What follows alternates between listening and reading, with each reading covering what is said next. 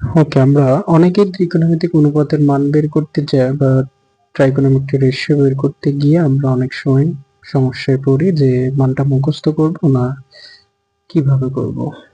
তো দেখো, এখানে সাইন থিটার মান কি কি হয়? 0 ডিগ্রি হয়, 30 ডিগ্রি হয়, 45 ডিগ্রি হয়, 60 ডিগ্রি হয় এবং 90 ডিগ্রি হয়।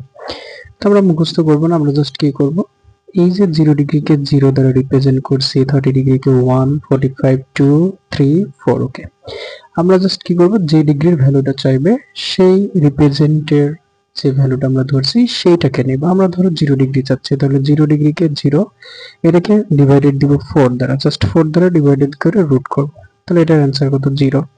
30 ডিগ্রির কথা বলে এটাকে 1 নিব, 4 দ্বারা ডিভাইডেড করব, রুট করে দিব, তাহলে এটা কত হচ্ছে? 1/2 হবে।